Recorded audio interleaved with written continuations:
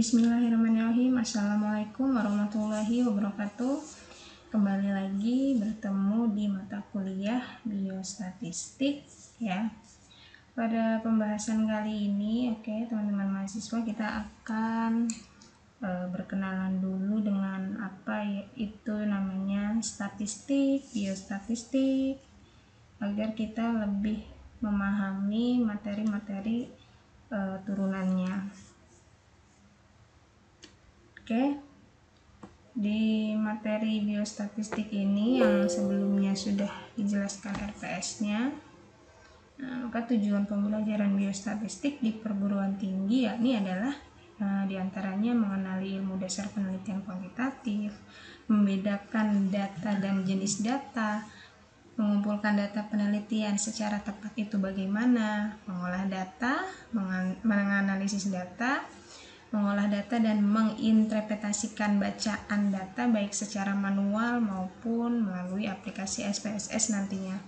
Dan yang paling penting di sini teman-teman mahasiswa juga dapat menggunakan aplikasi SPSS dalam pengolahan datanya. Kemudian penjelasan RPS sudah kita lakukan ya di pertemuan sebelum ini. Nah, sekarang kita mulai ke persepsi tentang biostatistik. Nah, kalau kita lihat di sini ada produk elemen ya.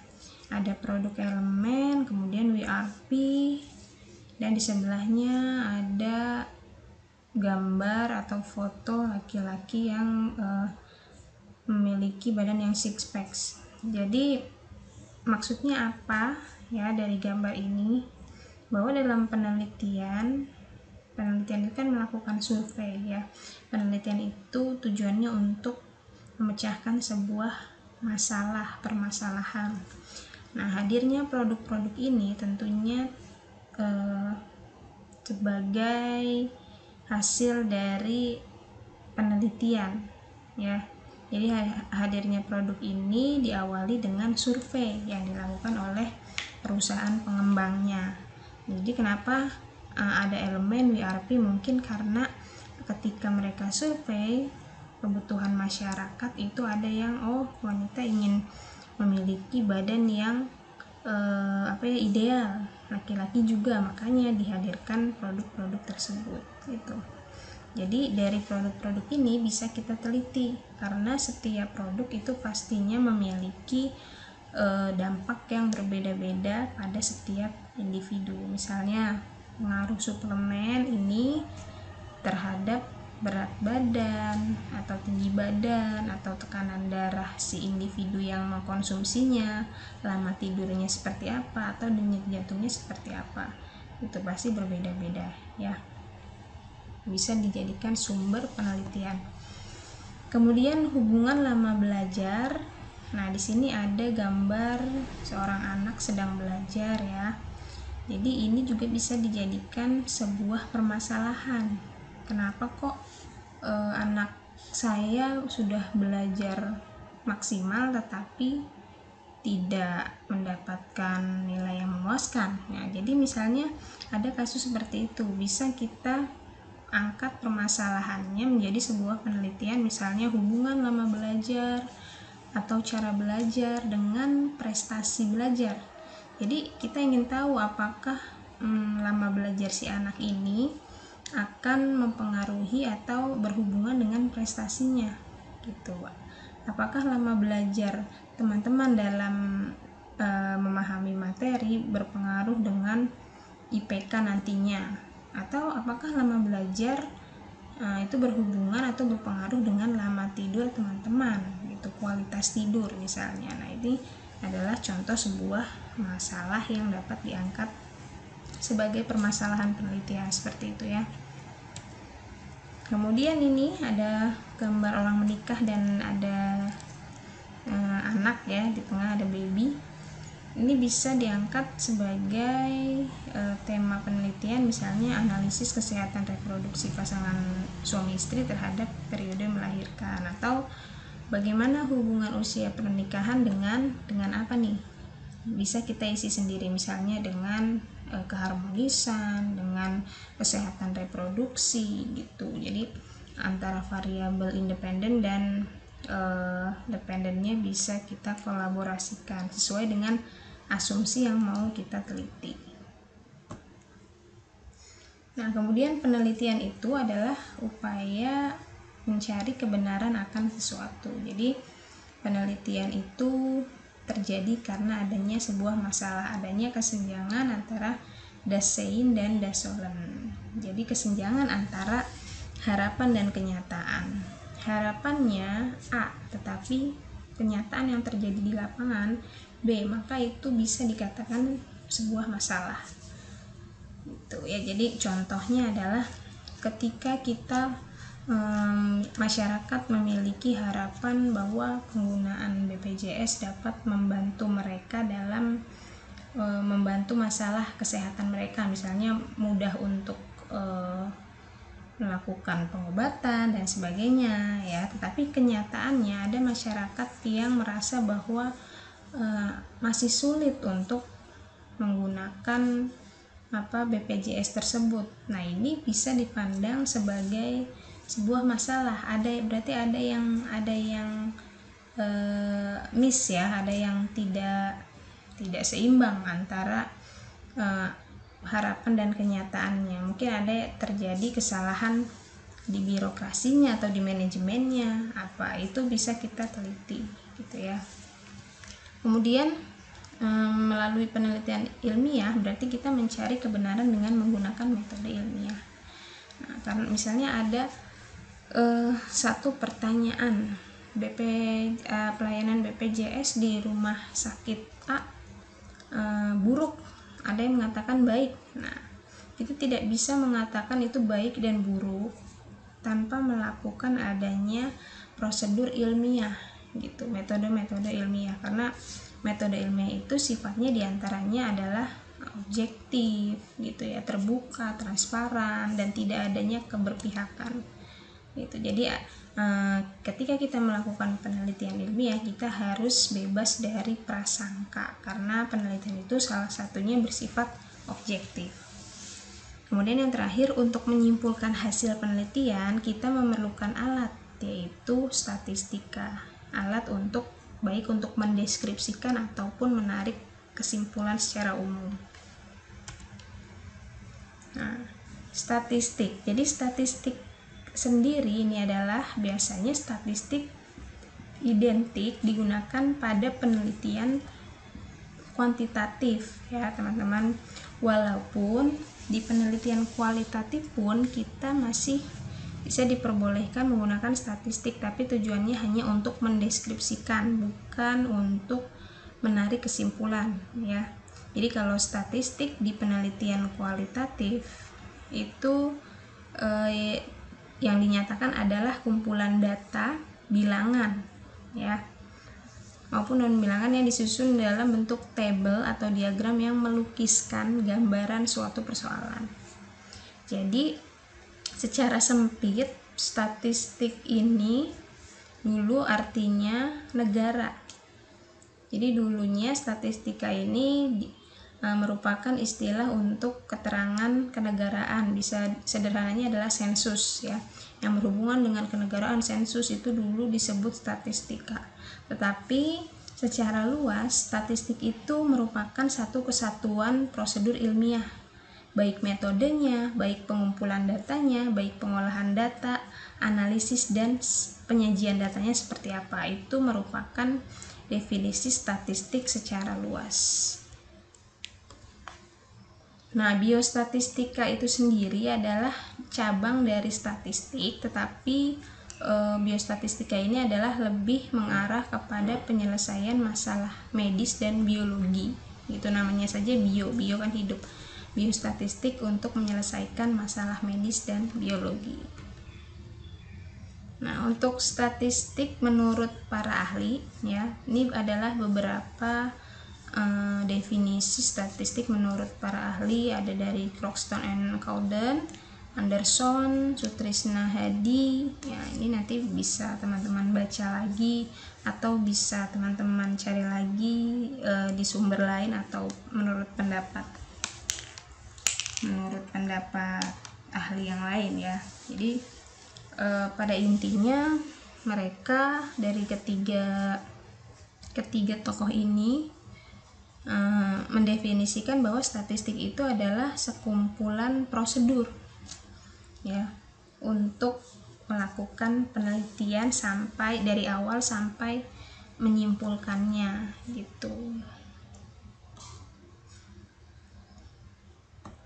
Nah, ini adalah peran statistik dalam penelitian, diantaranya adalah menghitung besarnya sampel, karena ketika kita melakukan penelitian, kita punya populasi, kemudian populasi itu diambil cuplikannya yaitu sampel. Sampel ini sifatnya harus representatif, artinya mewakili populasi yang kita teliti. Nah, jadi besarnya sampel itu tidak bisa kita asal-asalan.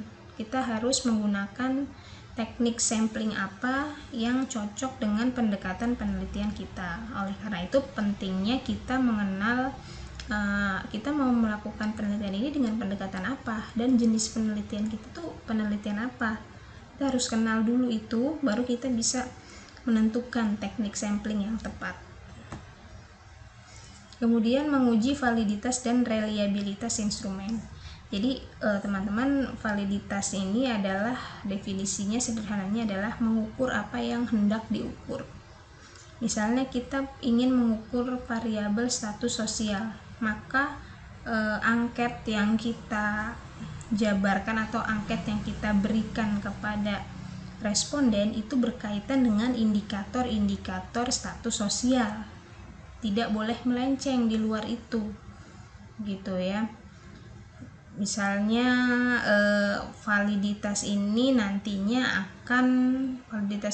ini nantinya akan mempengaruhi hasil dari penelitian teman-teman.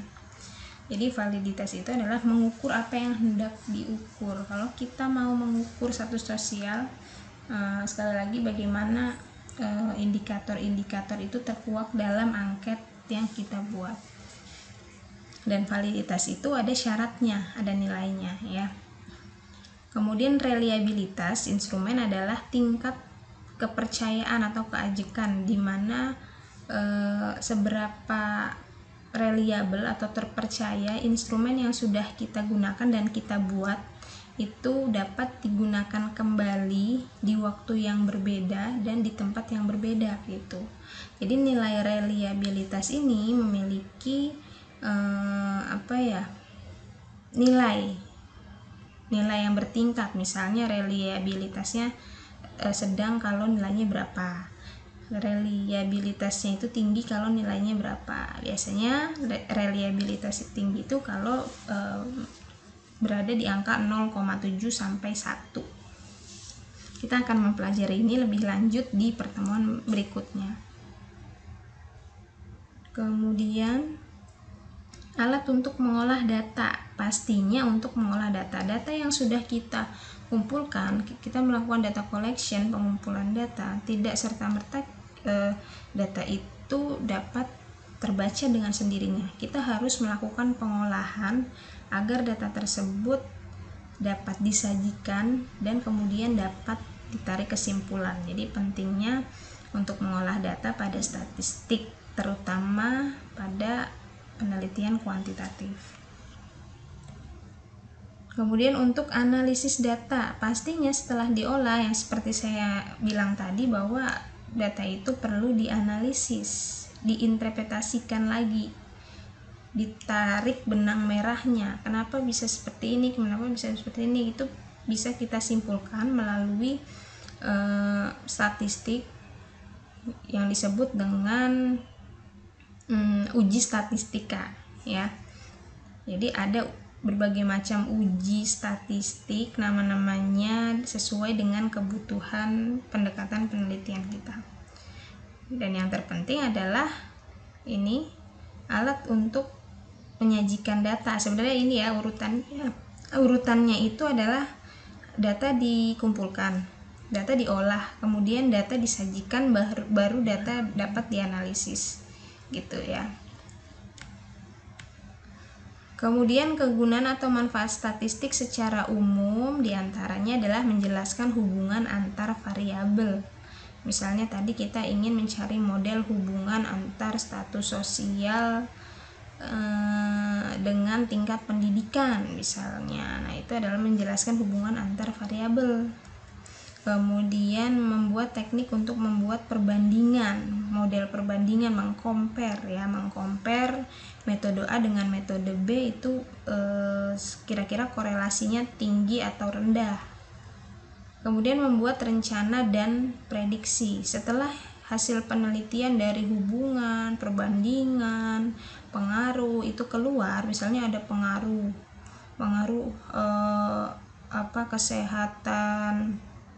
kesehatan atau pengaruh PHBS terhadap kejadian demam berdarah di desa A. Kalau kita sudah tahu ada pengaruh, maka kita bisa membuat prediksi kira-kira apa yang perlu dilakukan masyarakat untuk menghindari hal tersebut gitu. Dan mengatasi perubahan-perubahan pastinya. Nah, kemudian kegunaan statistik di bidang kesehatan ya. Yang pertama, memberikan gambaran atau ukuran mengenai status atau derajat kesehatan. Contohnya kita ingin mengetahui gambaran angka kematian bayi dan angka kematian ibu.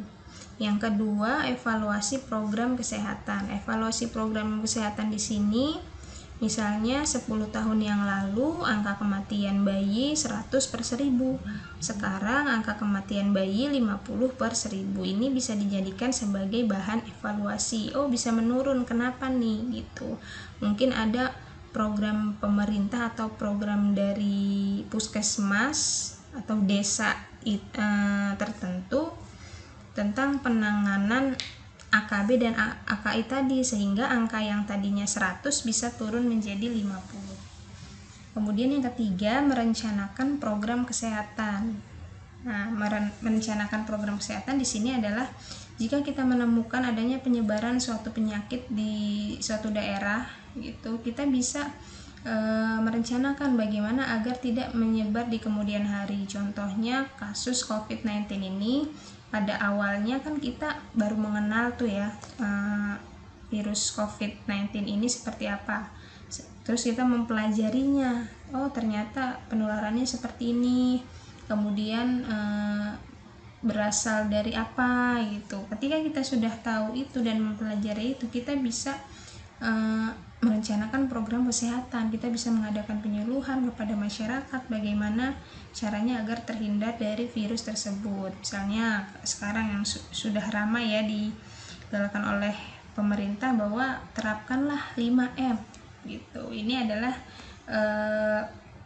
hasil dari statistik. Jadi angka kejadian yang tinggi kemudian dipelajari, digunakan untuk merencanakan program kesehatan. Pertama kita gambarkan, oh angka COVID-19 di daerah A tinggi. Kemudian kita evaluasi, oh ternyata kenapa bisa tinggi? Mungkin karena mobilitas masyarakatnya tinggi. Nah setelah ada evaluasi, baru kita bisa merencanakan program kesehatan untuk masyarakat. Seperti itu gambaran sederhananya.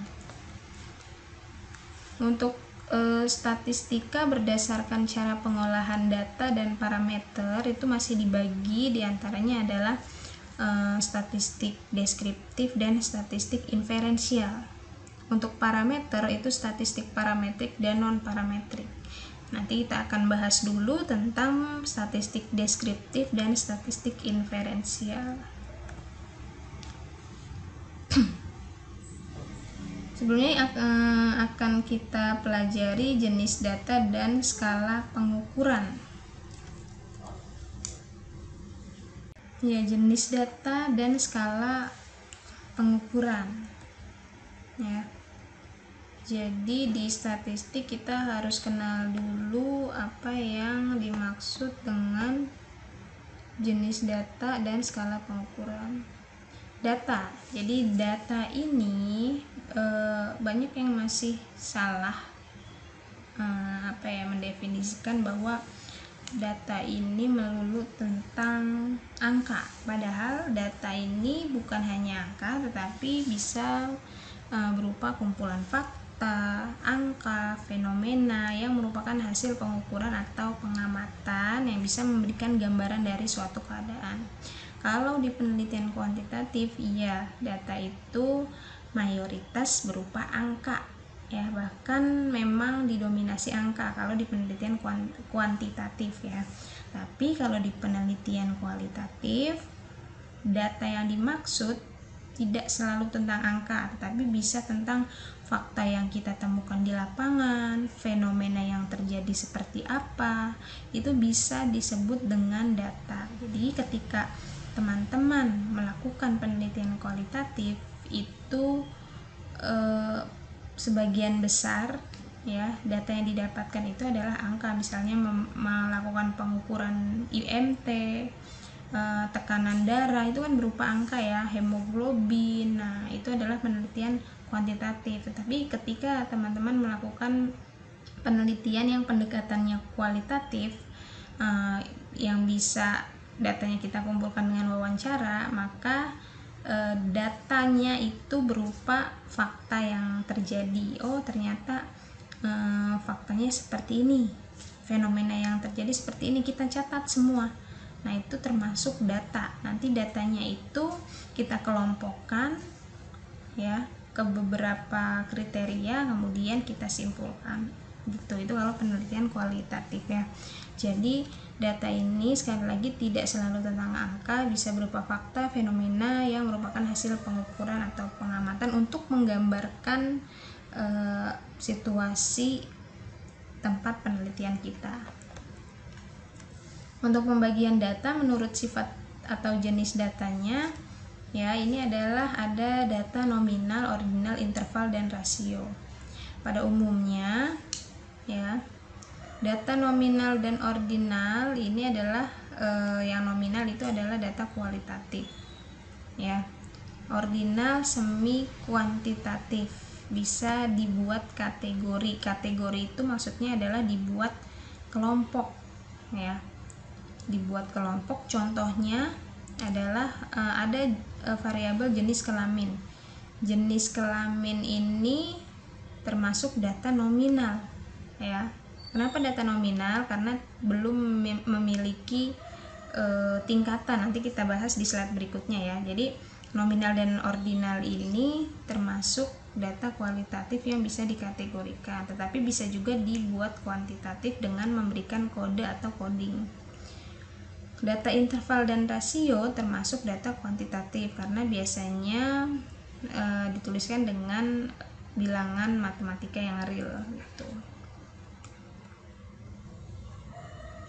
Kemudian pembagian data menjadi dua kelompok, ya, data kategori atau kualitatif. Ini data hasil pengklasifikasian suatu data, jadi pengelompokan.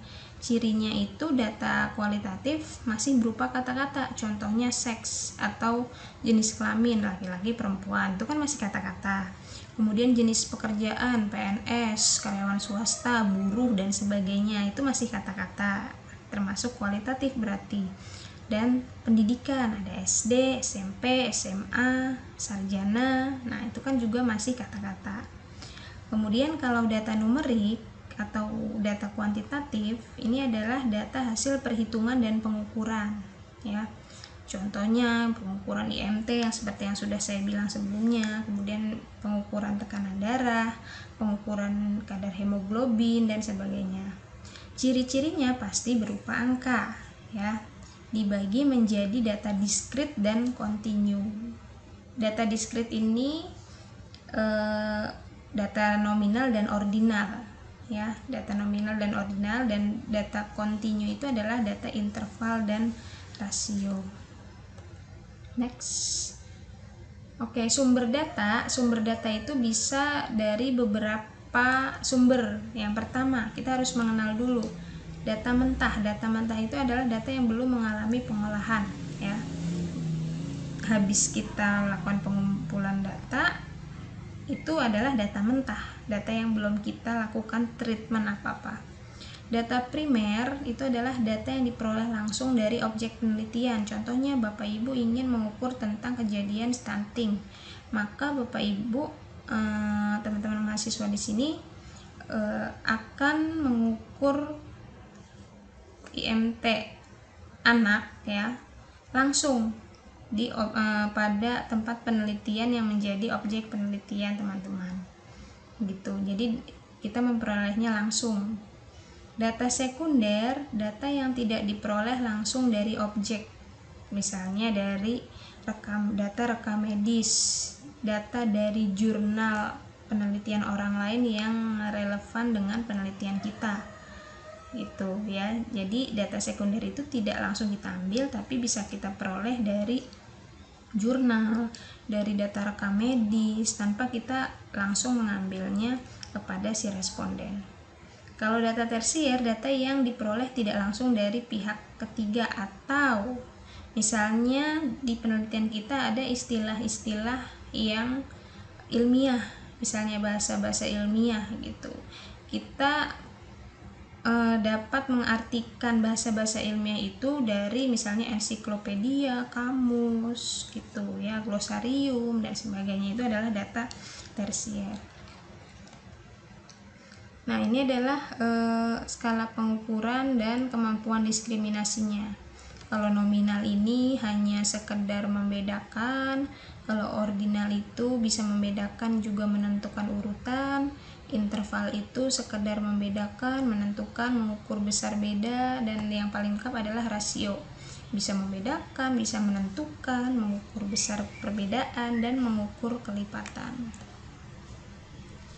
Nah, skala pengukuran ya. Sekarang skala pengukuran. Dalam mengumpulkan nilai dari variabel perlu diketahui skala pengukuran dari variabel tersebut. Jadi variabel ini sifat yang akan diukur atau yang diamati nilainya bervariasi antara satu objek dengan objek lainnya. Nah, skala pengukuran dibagi menjadi 4. Di antaranya ada nominal, ordinal, interval, dan rasio. Nah, skala nominal ini adalah skala yang paling sederhana ya. Nilainya dapat dibedakan atau dikelompokkan. Pengamatannya dapat dilakukan. Tapi nilainya itu masih dianggap sederajat, tidak ada perbedaan. Contohnya adalah jenis kelamin, ada laki-laki, ada perempuan. Nah, ini disebut data nominal atau sederajat karena kita tidak bisa mengatakan bahwa laki-laki lebih tinggi derajatnya dari perempuan, tidak ya.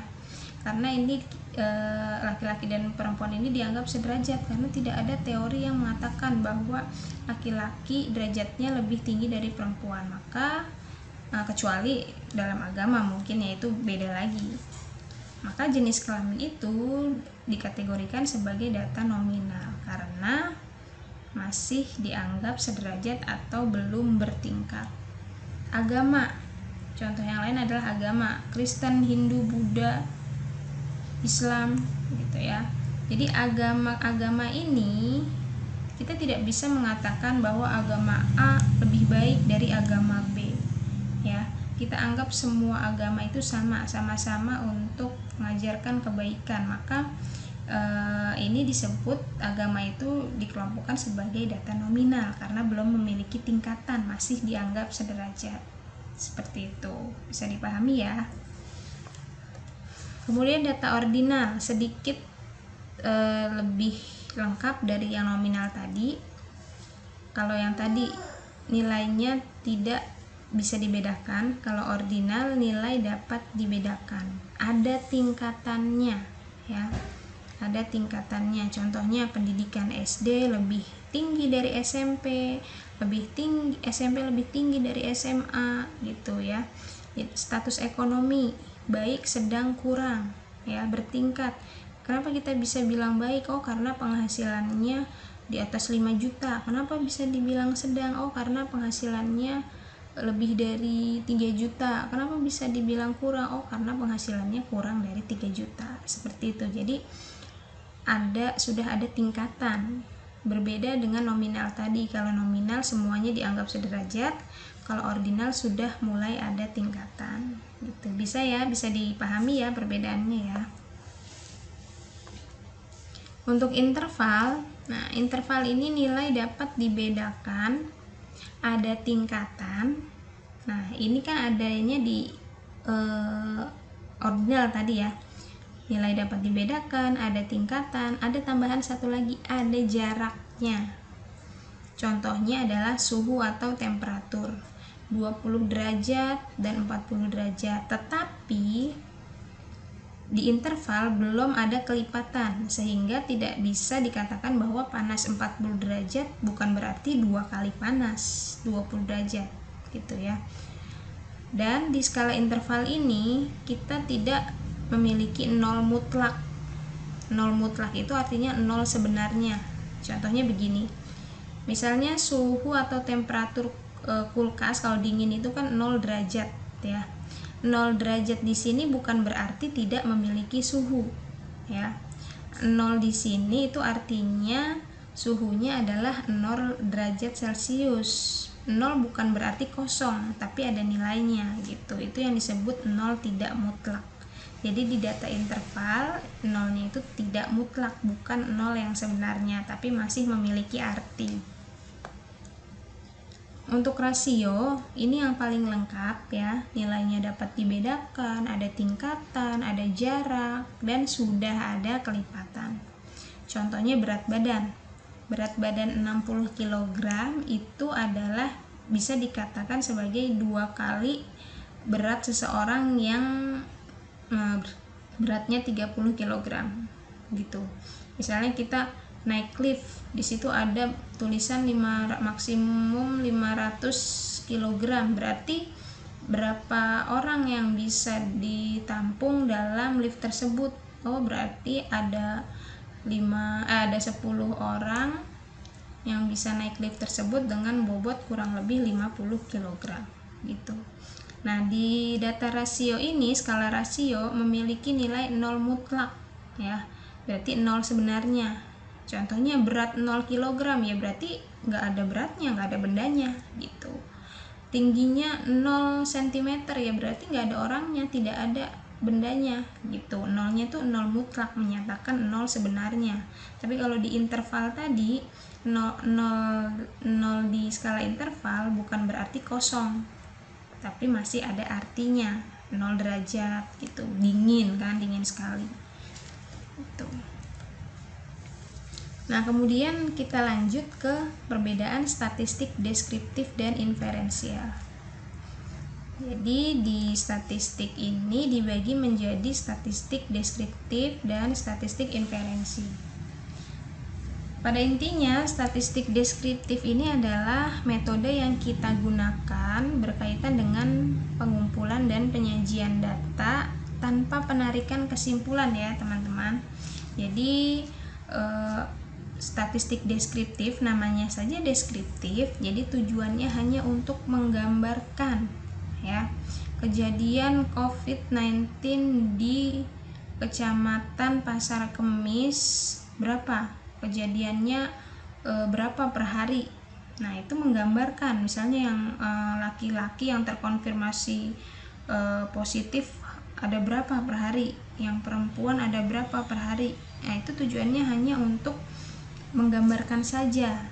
Contohnya per hari menurut data penelitian yang kita lakukan, laki-lakinya per hari itu yang terkonfirmasi COVID 50. Kemudian perempuannya yang terkonfirmasi COVID rata-rata 35. Nah, itu sekedar kalau di statistik deskriptif itu hanya sekedar untuk menggambarkan.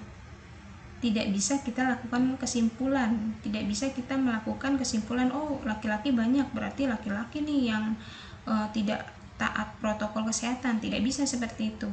Ya, karena tujuan statistik deskriptif itu hanya sekedar untuk menggambarkan saja mengenai kelompok data yang kita teliti itu. Berbeda dengan statistik inferensial. Jadi statistik inferensial ini adalah statistik yang digunakan untuk menganalisis dan untuk menarik kesimpulannya sehingga membentuk generalisasi. Generalisasi itu adalah kesimpulan secara umum gitu ya. Jadi dalam melakukan statistik inferensi, maka pastinya kita akan melakukan statistik deskriptif terlebih dahulu. Jadi statistik deskriptif itu adalah bagian dari statistik inferensial. Kita untuk menganalisis data, kita untuk menarik kesimpulan, kita awalnya harus punya gambarannya dulu seperti apa. Baru kita bisa menarik kesimpulan atau menggeneralisasikan. Menggeneralisasikan di sini maksudnya adalah ketika saya melakukan penelitian tentang nilai biostatistik atau tentang sikap belajar mahasiswa non-rek di Stikesjatsi misalnya, ternyata saya dapat gambaran, oh yang rajin segini, yang belum rajin sekian gitu ya. Maka nanti statistik deskriptifnya akan menunjukkan angka yang malas sekian, yang belum rajin sekian, yang rajin sekian. Di statistik inferensi kita lakukan uji lanjut menggunakan uji statistik. Oh ternyata melalui uji statistik ini didapatkan bahwa rata-rata mahasiswa non-Rekyatsi ini memiliki sikap belajar yang rajin, antusias gitu ya. Itu bisa digeneralisasikan. Digeneralisasikan itu adalah ditarik kesimpulan secara umum. Walaupun kebetulan ini bisa terjadi karena kebetulan misalnya mahasiswa yang saya jadikan objek itu adalah yang rajin-rajin, sehingga penggeneralisasiannya itu menjadi semuanya rajin gitu. Jadi generalisasi itu adalah kesimpulan secara umum yang diberikan label pada suatu populasi. Contoh lainnya, orang Indonesia nonton konser di GBK, sampahnya berserakan setelah menonton konser di GBK. Nah, itu bisa kita yang namanya generalisasi itu adalah penarikan kesimpulan secara umum. Oh berarti masyarakat Indonesia jorok-jorok ya gitu. Oh berarti masyarakat Indonesia tidak peduli lingkungan ya. Itu adalah bentuk generalisasi. Padahal belum tentu orang yang menonton konser itu semuanya berperilaku seperti itu. Jadi perilaku sebagian orang disamaratakan atau dipukul rata, itu namanya generalisasi ya. Itu contohnya ya, hanya gambaran saja gitu ya. Jadi generalisasi itu di statistik inferensi didapatkan dari hasil uji statistik. Statistik inferensi itu membutuhkan deskriptif di dalamnya. Nah ini ya, jadi statistik deskriptif ini penyajian datanya bisa melalui diagram lingkaran, piktogram, perhitungan modus, median, mean. Masih ingat mungkin teman-teman, modus itu data yang sering muncul, mean itu rata-rata, desil, persentil, standar deviasi. Ini tujuannya untuk menggambarkan. Untuk statistik inferensial ini di sini terjadi pengujian signifikansi dari suatu analisis. Misalnya ada di uji statistik itu ada uji T, uji F, uji chi-square, ANOVA dan sebagainya.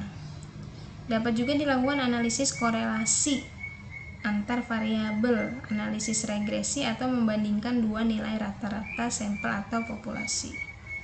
Nah, statistik inferensi terbagi menjadi dua, nanti ada statistik parametrik dan statistik non parametrik. Dimana kalau statistik parametrik perlu terpenuhinya beberapa asumsi, sedangkan statistik non parametrik tidak demikian gitu.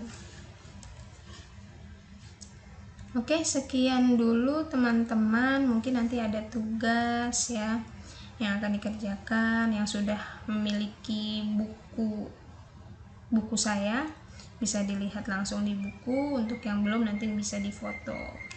Oke, terima kasih teman-teman atas atensinya. Semoga pemaparan yang saya berikan dapat dipahami ya, dapat dipengerti ya. Apabila belum dimengerti silahkan di replay lagi pembahasan mana yang belum dimengerti, kemudian dipahami lagi, dicatat, seperti itu.